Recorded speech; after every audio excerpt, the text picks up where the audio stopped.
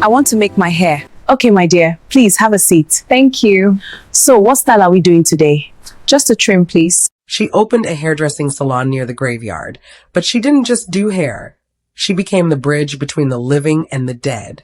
What happened next left the whole town terrified and amazed. And before I go further, I really want to know you, my audience. Where are you watching from? Drop your city or country in the comments. I truly appreciate each and every one of you for watching my video. Quick question, do you get to see my videos on time when I post them? Or does it take days before they show up? Or maybe sometimes you don't see them at all? Comment below and let me know. Rose was a young woman living in Lagos, a bustling city where dreams were often crushed by reality. She had always been practical, focused on her career, and unlike many around her, she didn't believe in spirits, ghosts, or anything supernatural. Life, however, had a way of teaching lessons the hard way. Rose was an exceptional hairstylist. People said she had magic in her hands. Every cut, every style, every color she did seem to transform her clients. She worked at a popular salon called Glam Haven, known for its luxury services and elite clientele. For years, she loved her job, earning respect and admiration from both colleagues and clients. But the city could be unforgiving. Economic struggles hit Glam Haven hard, and slowly, the business began to crumble. One morning, Rose was called into her manager's office. The familiar warmth of Glam Haven now felt cold. "Rose," the manager said, avoiding eye contact, "we're letting some staff go, you're on the list." Shocked and disheartened, Rose left the salon with a heavy heart. Losing her job wasn't just about pride. It meant she couldn't pay her father's hospital bills. Her father had been battling an illness that required specialized treatment abroad, and the plane ticket alone cost more than she had ever earned in a month. She spent the next few days desperately searching for work. She reached out to friends, applied to salons across the city, even considered working in corporate offices. But every door seemed to close in her face. As desperation grew, people who offered help had conditions. One wealthy man offered to give her money, but only if she agreed to be with him. Another proposed to fund her father's treatment, but his smile carried a dangerous, leering promise she couldn't accept. Rose felt trapped. Every option seemed to either compromise her dignity or fall short of what she needed. Her faith in people's goodwill was fading fast. She walked the streets of Lagos at night, thinking of ways to survive, her heart heavy with worry for her father.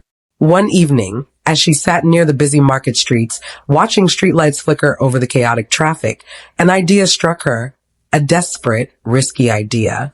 What if she opened her own salon?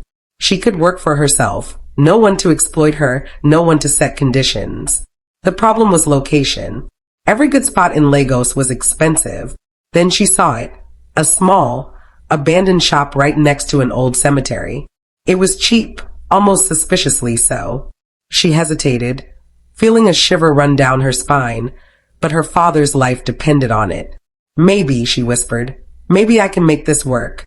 The next morning, Rose walked to the small, abandoned shop beside the cemetery. The street was noisy with hawkers shouting their wares, cars honking, and children running between stalls. But the shop itself seemed oddly quiet, its windows dusty, and its door creaking as she pushed it open. Inside, she found an elderly woman arranging some old brooms and flower pots. She looked up sharply as Rose stepped in. "Yes? Can I help you, young lady?" the woman asked. I want to rent this shop," Rose said, her voice steady despite the unease creeping up her spine. "I want to set up a hairdressing salon here." The woman blinked, a frown forming on her wrinkled face. "Are you sure? You want to set up your business next to a cemetery? This place is not ordinary, you know. Spirits, ghosts, they linger here." Rose crossed her arms, smiling confidently. "I don't believe in ghosts, spirits, or anything like that. I just want to work and earn a living." The woman studied her for a long moment. Her eyes narrowed, as if trying to measure the depth of Rose's boldness. Then, slowly, a smile spread across her face. "Huh. Well, you're the first person I've met who says that so confidently. Most people get scared just looking at this place." Rose shrugged. "Call me crazy, but I don't scare easily. I just need a shop to work. That's all." The woman laughed softly, a warm, knowing sound. You must be something else for you not to believe in ghosts or spirits, she said, shaking her head. Very well, child, take the shop. Consider it free of charge. Let's see if your boldness lasts. Rose blinked, surprised. Free? You're serious? Absolutely, the woman said, still smiling. Just promise me one thing. Don't let your pride blind you. There's more to this place than you think. Rose laughed, brushing it off. I don't believe in ghosts or anything like that. I just want to do hair. They both chuckled, the air light with a mix of humor and curiosity, unaware that the quiet whispers of the cemetery were already listening. Rose did not waste any time. That very afternoon, she made her way to the bustling Balagan market, weaving through the crowd of traders, hawkers, and busy shoppers. She had a list in her head of everything she needed to turn the dusty shop into a proper hair salon. First, she bought styling chairs, sleek, black leather seats that could recline for washing and cutting hair. Next came large mirrors, each framed with bright golden lights. She picked up hair dryers, straighteners, curling irons, and trays full of scissors, combs, and brushes. She also bought shampoo bowls, capes, hair rollers, dye brushes, hair colors, and a variety of hair products, shampoos, conditioners, oils, and gels. For comfort, she added a few chairs for waiting customers, small tables for magazines, and bright curtains to make the shop feel welcoming. Returning to the shop, Rose unloaded the items and began the long process of setting everything up. She scrubbed the dusty floor, polished the mirrors until they shone, and arranged her tools neatly on the countertops. As she worked, curious eyes from the street started to gather. People paused, whispering to one another. Is she serious? One man muttered. That shop is next to the cemetery. Even if she does hair for free, I wouldn't go there. Let's see if she'll last a week, a woman added, shaking her head as she walked by. No one survives near that place for long. It's cursed, they say. Others laughed quietly, pointing at Rose as she carried boxes of equipment inside. But Rose didn't let their words bother her. She smiled and continued her work, placing the hair dryers in the corners, setting up shampoo bowls, and testing each chair to make sure it was comfortable. By evening, the shop looked entirely different from the abandoned, dusty space it had been that morning. It glowed warmly, the mirrors reflecting the golden light and giving the little salon a cheerful, inviting feel. Rose stood in the middle of the shop, wiping sweat from her brow, and took a deep breath. She had done all she could for the day. Now all that was left was to wait for her first customers. Outside, the townspeople continued to gossip. Some said the shop would never last. Others wondered if Rose really had the courage to face the eerie cemetery next door. But Rose ignored them all. She arranged the final tools neatly, straightened her apron, and whispered to herself, "Let's see who comes first." Soon, a young lady timidly approached the door. She looked nervous, shifting from foot to foot. "Auntie Rose, please," she said softly. "I don't have money, but I want to make my hair today. Can you please?" Rose paused for a moment, considering. The shop had been quiet lately, and people were hesitant to come because of its location. She sighed. "Well, I don't have anything else to do right now," she murmured. "Let me help you. At least people will see me working and know I'm good at what I do." The young lady's eyes brightened. "Thank you so much, Auntie," she exclaimed, stepping inside. Rose guided her to a chair and began her work. She washed, combed, and styled the hair with her usual skill, making sure every curl, braid, and twist was perfect. As she worked, the young lady looked around the quiet shop. "Auntie Rose, why is your shop so empty? No customer at all." Rose shrugged, a hint of sadness in her voice. "My sister, people are scared to come here. This shop is near a cemetery, and most people think it's haunted or cursed." The young lady smiled gently. "Don't worry, Auntie. People will come. They just need to see your work. I'm sure they'll love it as much as I do." Rose continued her work, pouring her heart into every strand. "I just need money to sort out my father's medical bills," she said quietly. "He's very sick, and I need to fly him abroad for treatment." The young lady nodded, encouraging her. "Don't worry, Auntie. I promise people will come. Your hands are talented and your heart is kind. One day, everyone will see that. By the time she left, her hair was flawless, and she walked out with a smile, leaving Rose feeling a small spark of hope for the first time that day. Immediately the lady left, a woman named Mrs. Adeyemi hurried down the street with her daughter, Tosin, a bright-eyed 10-year-old with an important school event coming up. They had booked an appointment with another hairdresser, but upon arrival, the stylist had disappointed them with messy, uneven braids. As they walked back, frustrated and worried, Tosin's gaze wandered to the little salon beside the cemetery. She pointed eagerly. "Mummy, see. That shop. Let's try there." Mrs. Adeyemi hesitated. The shop had always seemed eerie to her. The proximity to the cemetery made her uneasy, and she had passed by a dozen times, thinking the place too strange to trust. "I don't know, Tosin, it looks scary. Maybe we should go home," she said. But Tosin was insistent. "Please, Mummy. We need this for the pageant. I really like her shop. Please." With a sigh, Mrs. Adeyemi nodded. She realized they had no other option if Tosin was to look perfect for the event. "All right, let's go in. But just for today," she said, stepping inside with her daughter. Rose looked up from her chair, smiling warmly. "Good morning. Welcome. Take a seat. Don't worry. I'll make your hair beautiful." Mrs. Adeyemi watched skeptically as Rose set to work, carefully combing, braiding, and styling Tosin's hair. Every twist and braid seemed perfectly placed, every curl bouncing with life. Time seemed to fly, and soon, Tosin's hair was transformed into a work of art, shiny, smooth, and perfectly styled. Mrs. Adeyemi could hardly believe her eyes. This is amazing," she exclaimed. Rose smiled humbly. "I'm glad you like it. That's what I do best." Overjoyed, Mrs. Adeyemi paid Rose more than she had expected, insisting, "Keep the change. I will definitely bring my hair here from now on. You have a gift." Tosin clutched her mother's hand as they left the shop. She was practically glowing with excitement.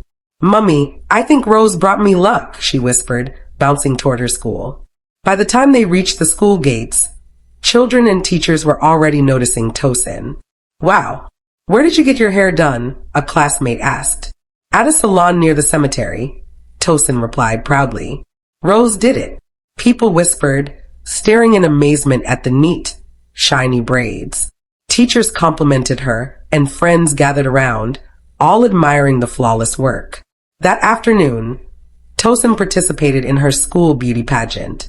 Her hair, perfectly done by Rose, stood out among all the contestants. Judges were impressed, and her confidence shone as she walked across the stage. When the results were announced, Tosin's name rang out as the winner. Cheers erupted, and she hugged her mother tightly. "It worked, Mummy. Rose's hands brought me luck," she exclaimed. Word spread quickly.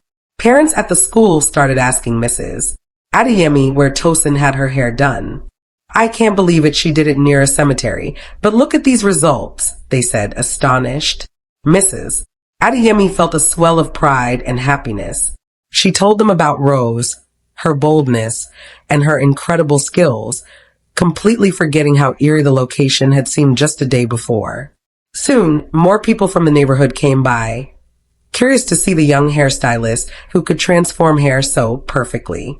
Even skeptics were impressed, and Rose welcomed every new customer with the same warmth and professionalism.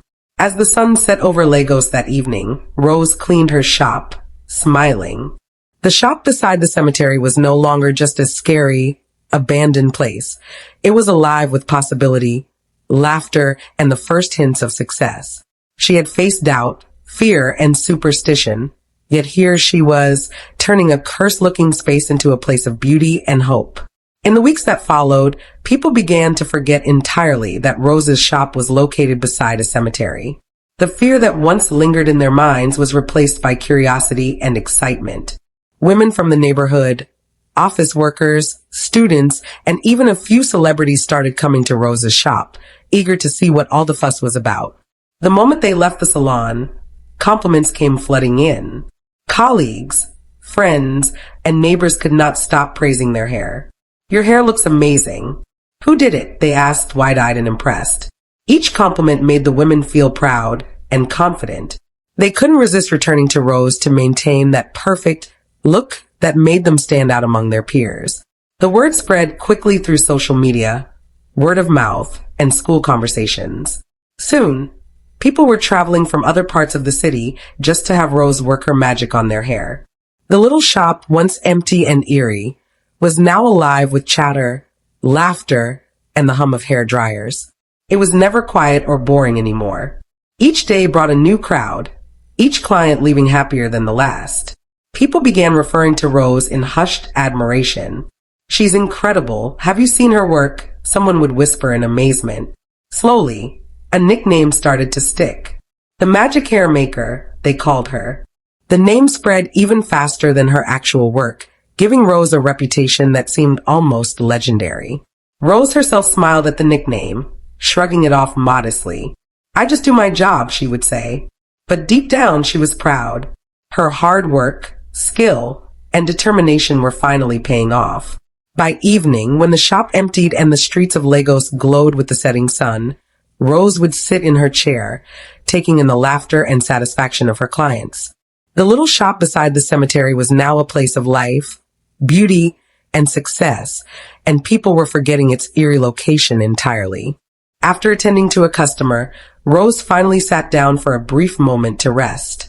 She wiped sweat from her brow and smiled, enjoying the lively energy of the shop.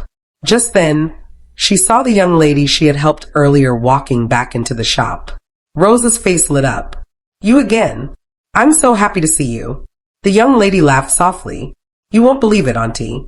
Immediately after I left this morning, a lady came to make her hair with her mom.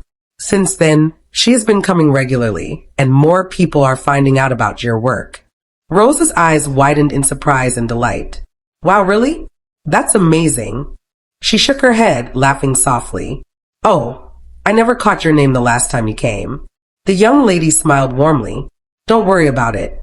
Can you help me make my hair again today?" Rose nodded. "Why not?" She guided her to a chair and worked her magic, carefully styling each section of her hair until it looked flawless. When she finished, the young lady reached into her bag and brought out some money.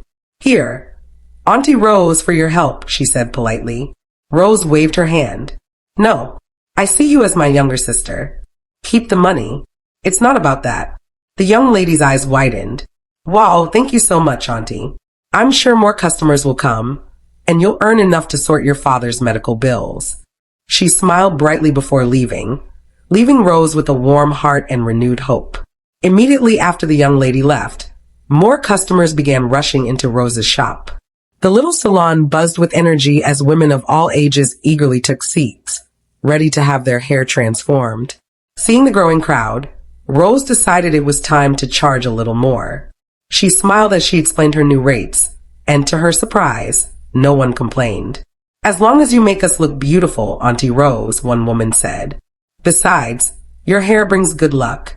The first woman in line, a young businesswoman named Chinello, grinned as she sat down. "Auntie Rose, after you did my hair last week, I won a huge contract at work. Everyone was impressed by my presentation, but I swear it's your styling that gave me confidence." Another woman, Ngozi, chimed in as she waited her turn. "And I got promoted. I've been waiting for this for months, and after your magic hands worked on my hair, my boss noticed me. I can't believe it. It really feels like your styling brings luck." A third woman, Adana, couldn't contain her excitement. "And guess what? My longtime fiancé finally proposed after I had my hair done here last month. I've been waiting years, but your styling gave me the courage and presence to say yes." The salon erupted with whispers and laughter, each woman sharing her story and marveling at the magic of Rose's hair. Customers were fascinated, exchanging ideas for their next hairstyle while praising Rose for her talent. Rose listened quietly, smiling. She didn't claim any magic herself, but secretly, she couldn't help but feel a little proud. Maybe it wasn't just skill. Perhaps something extraordinary was at work here. More people kept arriving, eager to get a spot in the busy salon. The chairs were filled, the mirrors reflected smiling faces, and the air hummed with excitement, chatter, and the sound of scissors and blow dryers. Customers who had already been styled left with their heads held high, showing off their hair to passers-by. People on the street paused, whispering and pointing, wondering how Rose managed to make everyone look so stunning. By late afternoon, Rose's little shop beside the cemetery had become the talk of the city. Women spoke not just of beauty, but of confidence, luck, and life-changing moments connected to her hands. The nickname, the Magic Hair Maker, had never felt more fitting. After the rush of customers finally slowed down, Rose sat down in her chair, exhausted but satisfied. She opened her small notebook where she kept track of all payments and tips. Her eyes widened as she saw the total. The money she needed for her father's surgery was complete, more than she had hoped for. She sat back, amazed and speechless for a moment. This is really happening, she whispered to herself. I can finally help my father. Excited but focused, Rose started making arrangements. She contacted a reputable hospital in Switzerland, known for advanced medical care and specialists in her father's condition. Next, she picked up her phone and called her younger sister, Kemi. Kemi, I need you to do me a favor, Rose said. Kemi's voice sounded cheerful on the other end. What is it, Rose? You sound serious. Rose explained the situation. I've managed to get the money for Daddy's surgery, but I can't go with him. I'm the one providing everything. And if I follow, who will make sure everything else is paid for while he's there? I understand, Kemi replied, nodding even though Rose couldn't see her. So, you want me to go with him? Yes, Kemi. I need you to accompany Daddy to Switzerland, make sure he's safe, and help with everything at the hospital. I trust you completely, Rose said, her voice filled with love and determination. Kemi agreed without hesitation. Don't worry, Rose. I'll take care of him. You focus on keeping everything here running smoothly. Daddy will be in good hands, and I promise I'll make sure he gets the best care. Rose hung up the phone, feeling a mixture of relief and gratitude. For the first time in months, a weight had lifted from her shoulders. Her father's surgery was finally within reach. While their father was in Switzerland for treatment, Rose's business continued booming. The little salon beside the cemetery had become the city's most talked about hair destination, and she was busier than ever. One afternoon, as she was preparing to start on a new customer, she noticed a familiar figure approaching the shop. It was the young lady who had first come begging for a hairstyle. Only this time, something was different. Rose wiped her hands on her apron and greeted her warmly. Good morning. Are you here for your hair again? The lady shook her head, her expression serious. I didn't come to make hair this time around. Rose tilted her head, curious. Then what do you want? She asked. The lady took a deep breath. I want to send you to my sister-in-law. Rose raised an eyebrow. Okay, but why don't you want to go yourself? You just left your house. Why send me? The lady's eyes seemed to glow faintly as she spoke. My name is Linda. I am a ghost. Rose burst into laughter, almost dropping the comb in her hand. You are what? Come on, say something else. I can't take this seriously. Linda's tone turned firm. I am serious. Rose's laughter faded, replaced by disbelief. So, how is it that I can see you? I thought ghosts were spirits that couldn't be seen with the naked eye. Linda nodded slowly. Yes, but because you are here and where you are standing, you have been given the ability to see me. You are no longer an ordinary person. Rose's heart skipped a beat.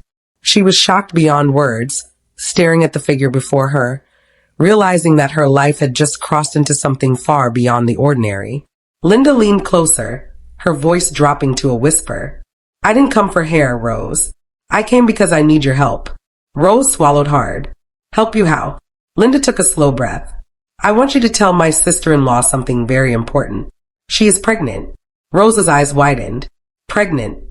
Linda nodded. Yes, but you must warn her. She must not tell her husband, who is my brother, that she is pregnant yet. Rose frowned in confusion. Why would she hide something like that from her own husband? Linda's face darkened. Because it was my mother, her mother-in-law, who killed me. She is a witch. She uses her children and grandchildren to gain rank in the coven. Rose felt a chill run through her body. Linda continued. If my sister-in-law tells my brother, he will tell our mother. And once my mother knows, the child will not survive. Linda's voice trembled. Tell her not to use the family hospital. The doctor there reports everything to my brother, and my brother reports to my mother. She must go to another hospital. Somewhere far from the family, Linda said firmly. Rose stood frozen, her heart pounding. This was no joke, no imagination. For the first time in her life, she understood that the cemetery, the shop, and her sudden success had opened a door she could never close again.